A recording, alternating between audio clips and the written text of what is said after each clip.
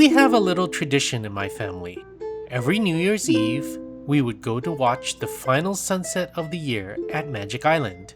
Just a way to say goodbye to the year and remember everything that's happened, good and bad.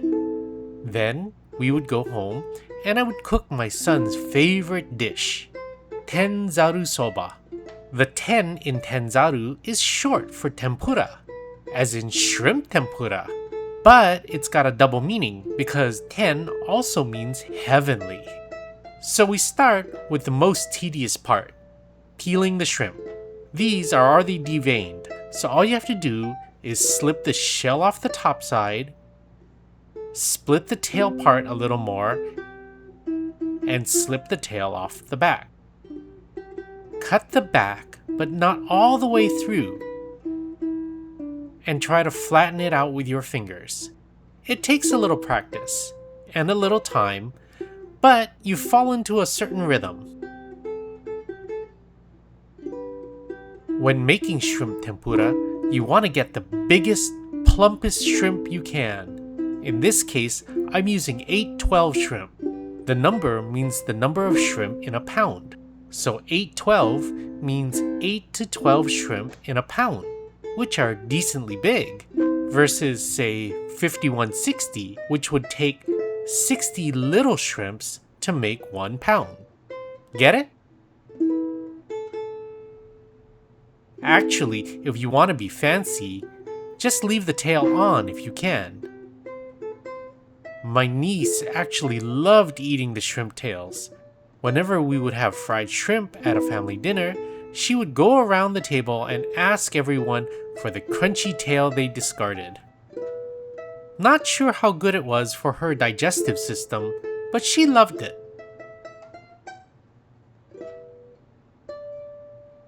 Now onto the batter that makes tempura so light, crunchy, and distinctive. First, we start with 1.5 cups of flour, to which we're gonna add 2 eggs.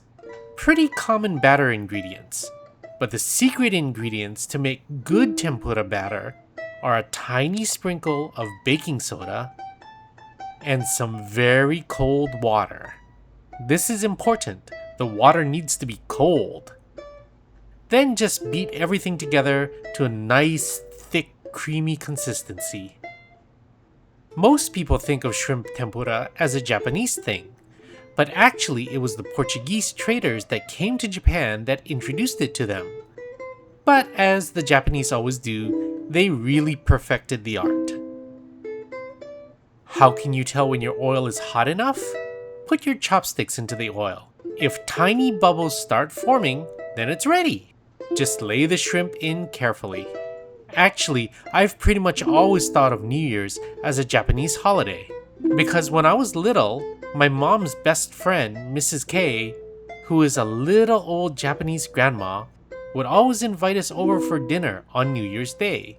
She would cook up a Japanese feast for us, with maki sushi, cone sushi, shrimp tempura, nishime, namasu, and tons of other things. I remember her house being decorated with statues of samurai and beautiful geisha dolls in their kimonos. We would listen to enka music on the Red and White Song Festival, and I loved it all. So New Year's is always a Japanese holiday to me and always reminds me of Mrs. K.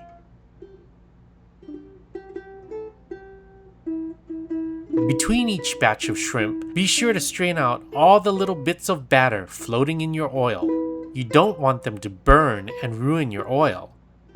But don't throw them away. Those crunchy little bits are great on top of rice or bukkake udon. And no, bukkake doesn't mean what you think it means, you perv. My shrimp tempura is nowhere near as good as Mrs. K's. She had this special technique where I think she would sprinkle panko into the oil and lay the battered shrimp down on top of it. So you would get an extra crispy, lacy layer, but only on one side. When you would flip it over, the other side is completely smooth. It's incredibly beautiful and I've only ever seen it done at very old school Japanese places like Sekiya's. I've never been able to master it myself. Okay, on to the soba part of Tenzaru Soba. One day I really want to learn how to make soba noodles from scratch, but it's an art that takes years to master. Mixing the dough, rolling it so evenly, and cutting it with such precision. One day I will master it, and then I will show you all how it's done. But for now, I'm going to have to settle for the dried packaged soba. Soba noodles are always made from buckwheat, which gives them that distinctive color and flavor. Then the zaru part of the zaru soba, which is to shock the noodles in ice cold water and serve chilled, giving them that distinctive texture. Whereas tempura may be yoshoku, a Western influenced dish, soba is strictly washoku, a traditional Japanese dish. In fact, in parts of Japan, soba was even more important to the Japanese diet than rice, since rice wouldn't grow there, but buckwheat would. Since this is such a simple dish, you need very fresh green onions so their aroma will brighten everything up. Of course, they come straight from my yard.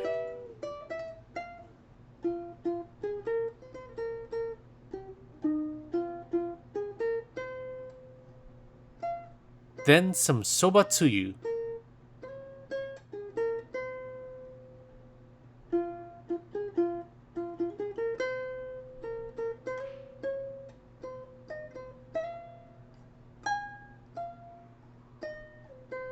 Which gets diluted at a ratio of 1 part tsuyu to 3 parts cold water.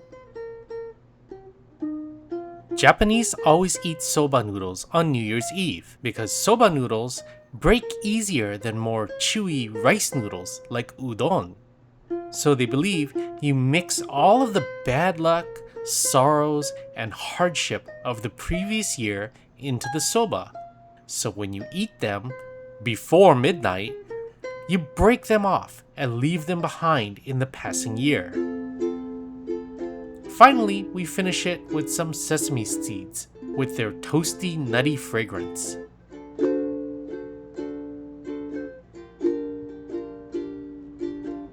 Oh, and I always cut up little bits of nori to accentuate the flavors with some briny, oceany goodness.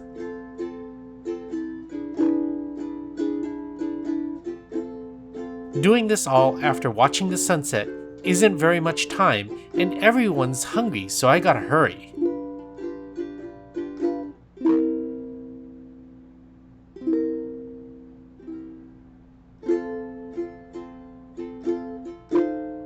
Crunchy and delicious.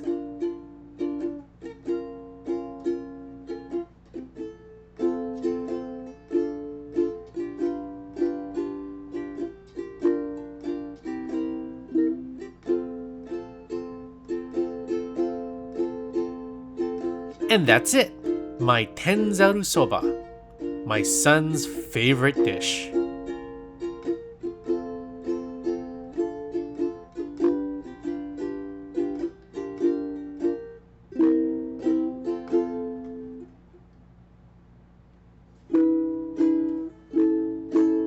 Eating soba has its own special technique too. If you've ever seen Japanese eat soba, they slurp up the noodles really fast in one breath.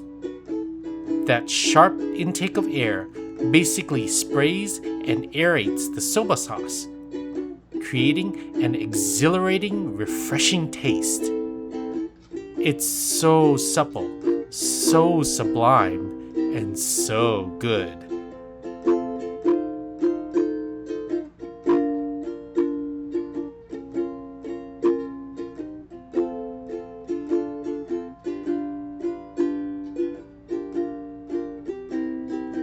After you've finished your cold noodles, you can use the warm leftover water that you cooked the soba noodles in, the soba-yu, together with your leftover sauce to make a delightful broth. Warming, smooth, and full of umami, It's a wonderful way to end the meal and the year. Until next time, Joy Kim and a hui ho.